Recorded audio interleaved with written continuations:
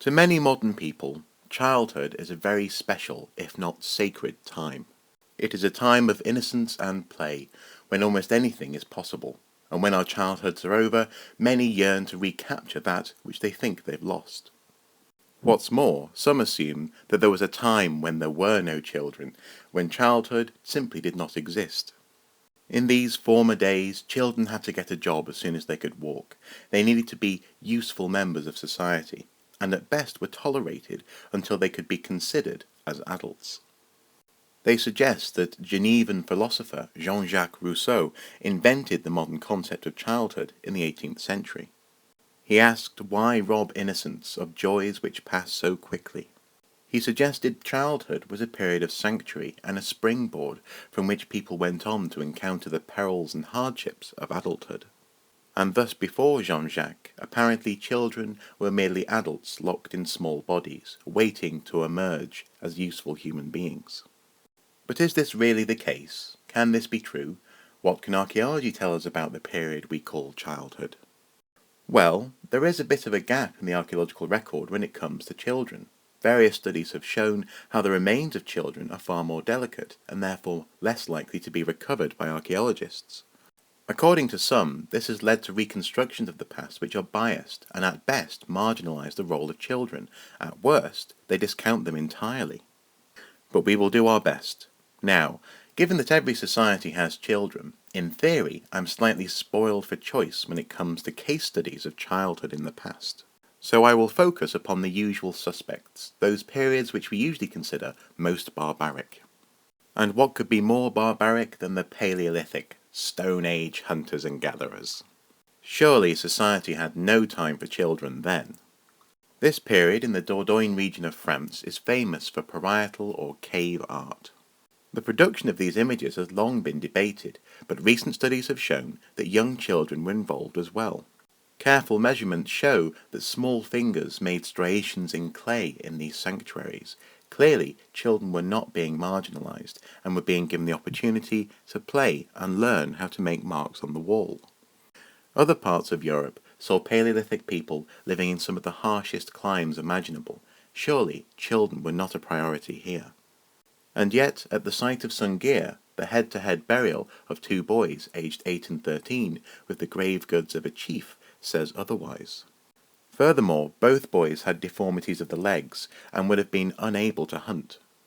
In a world where many imagine hunting prowess and male attributes would have gained one power, how did these boys gain such a funeral? Perhaps they inherited their status, but their age coupled with their disability did not result in them being marginalised. The Mesolithic was a time after the ice, when much of the world became lush and filled with hunting opportunities. This was a time when the first graveyards appear, marking rights to land. Often these burials seemingly reflect a person's status in life, hunters buried with weapons, for example. But there are cases of child burial, buried with similar implements, though they may not have had much of a chance to use them. At the Ertebola cemetery of Vedbeek, a newborn is cradled in the wing of a swan, with a flint knife at his hip. This child was clearly valued and loved. Almost universally, small blades known as microliths are diagnostic of this period, and sometimes it is possible to see the rubbish left behind from a child learning to make stone tools, a Mesolithic classroom. Though not evidence of childhood per se, it seems Mesolithic children were valued from the moment they were born. Next, we flash forward a few thousand years to Iron Age Europe. Sometimes called Celts, the various cultures of Europe at this time are often seen as the epitome of barbarians. Orators in Rome often railed against and relished in the contrast between themselves and the rest of Europe. Iron Age burials are relatively uncommon and seem to have been reserved for only the best men and women of society. The role of children is not fully understood, though they are likely to have helped farm the land around population centres such as hill forts.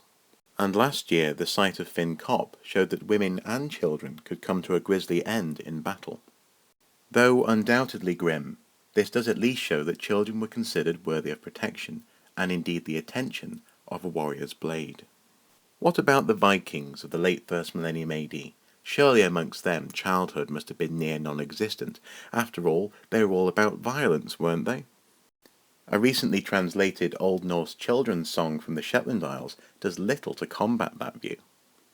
At first glance, the translation is horrific and a testimony to the lowly place of children amongst the Vikings. But when put in the context of so-called lullabies like Rockabye Baby, perhaps this is not so literal as at first we fear. Indeed, what records survive show that children were immensely valued.